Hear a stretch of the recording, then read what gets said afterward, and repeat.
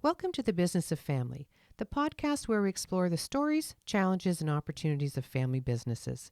I'm your host, Tammy Buss, and I'm a family business survivor, and I'm also a family business advisor. In this show, we'll be talking with family business leaders and experts to bring you insights and inspiration so you too can survive your family business journey. Whether you're a founder, a successor, a professional, or just curious about family business, this podcast is for you.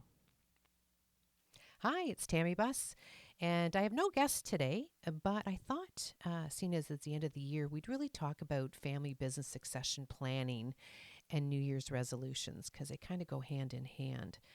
When you're trying to do some planning, you think, oh, I'm just going to delay it to next year. And God knows we all have a love-hate relationship with New Year's resolutions. And we've all set them, and we've fallen short soon after. And I thought this was interesting that Forbes did a study, and there was a 23% of people abandoned their resolutions by the end of the first week, and 88% by the end of the second week, and only 1% stuck with it for the entire year. I think that's unbelievable, really. I personally like to use September as my reset date. It kind of works for me. It always has. But I just find that at the end of the summer, it's, sort of the lights come back on and it's business as usual. And so I like September. It works for me. But I do understand the new year and, clean slate idea.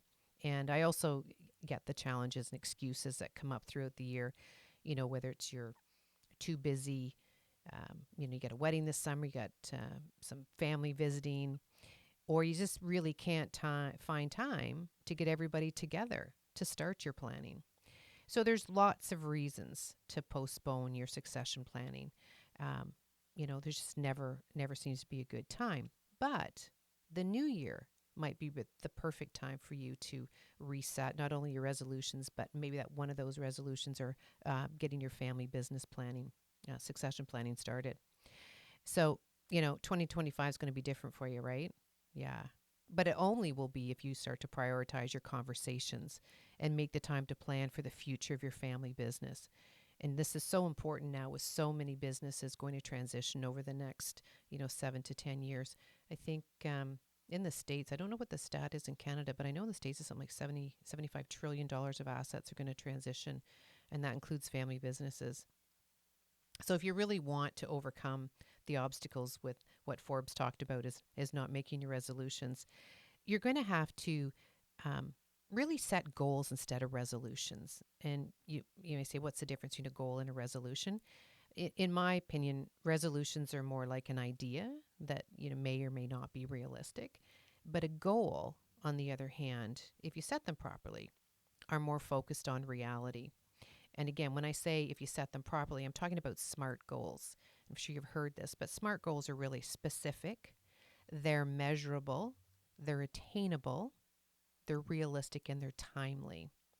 So what we do, and I'm sure you've done this in the past, but just remember to ask yourself every time you set a goal or a resolution, whatever you really want to call it, is it SMART? If you can answer yes to each of those elements, then you will defy those odds that Forbes, the study revealed. Again, are they SMART is specific, measurable, attainable, realistic, and timely. Now, SMART goals alone aren't going to be enough to get the ball rolling on your family succession planning. You'll still need a process to roll out and keep the family accountable and focused. And you may also need to bring in a family advisor, business advisor to help you.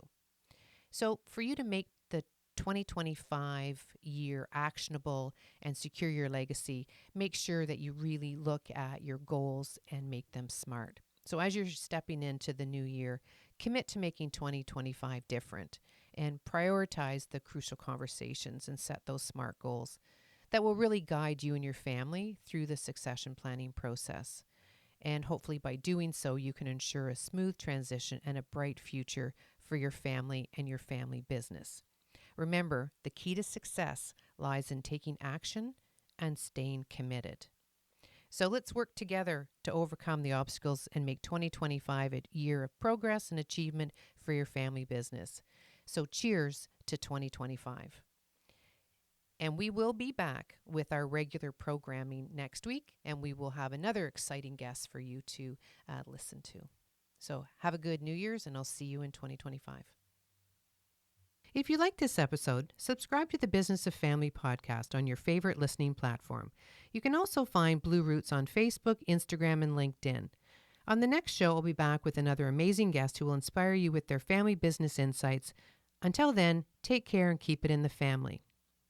This podcast is for informational purposes only and should not be considered legal, tax, investment, or insurance advice. Before acting on any advice, please contact your personal or company advisors.